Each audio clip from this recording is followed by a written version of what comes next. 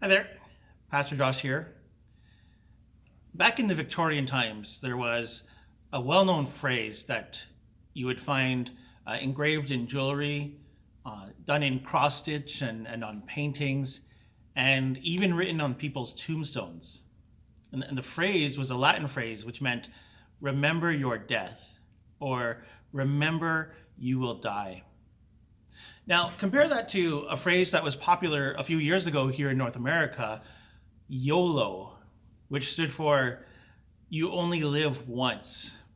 And YOLO was a call to live adventurously, to live risky and dangerously, even putting your life in danger for that adventure or that rush of endorphins. And it was seen as, you only live once. Go for it. Take that experience, whatever the cost. Now, Memento Mori meant basically the exact opposite. It meant remember that you will die. Remember that you only have one life. Remember that you will be judged for this life. Now, the third time Satan tempts Jesus, he takes Jesus to the highest place on the temple in Jerusalem, and he tells Jesus, this is in Luke 4, I'm reading from, he tells Jesus, if you are the Son of God, throw yourself down from here, for it is written, he will command his angels concerning you to guard you carefully. They will lift you up with their hands so that you will not strike your foot against a stone. So here, Satan is tempting Jesus to prove he's the Son of God by throwing himself down and being protected by angels. And Satan actually quotes scripture to back up his test or his temptation. For the previous two temptations, when Satan tempted Jesus, Jesus would counter with scripture. And now Satan is using scripture to tempt Jesus. Jesus replies, it is said, do not put the Lord your God to the test.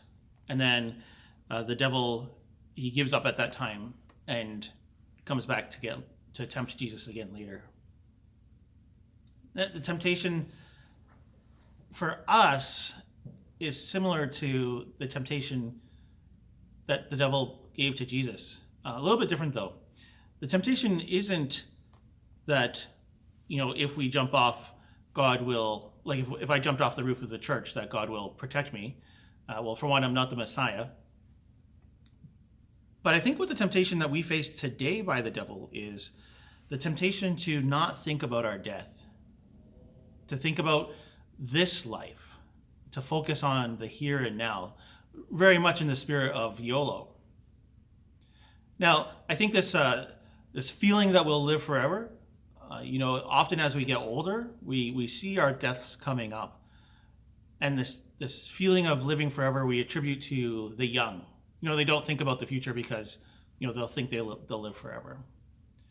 But the temptation affects old people too, because again, it's a temptation not just that you think you'll live forever, but it's a temptation to focus on this life here and now and not to think about, well, one day I'm going to die and face God in judgment. And he's going to ask me what I did with my life.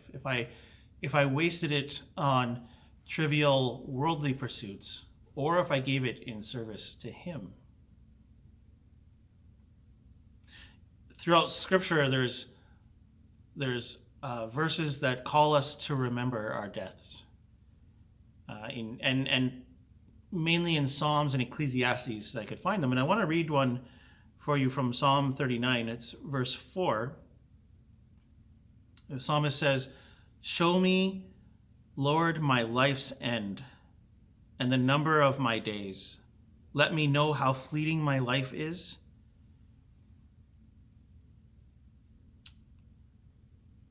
That's not the one I wanted to read. Okay, I don't want to start the video over, so I'm going to skip over to the one I wanted to read.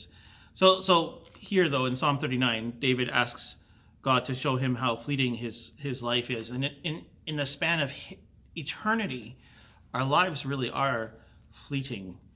Again, even though we feel like 90 years or 80 years is a long time. Okay, Psalm 90, verse 12.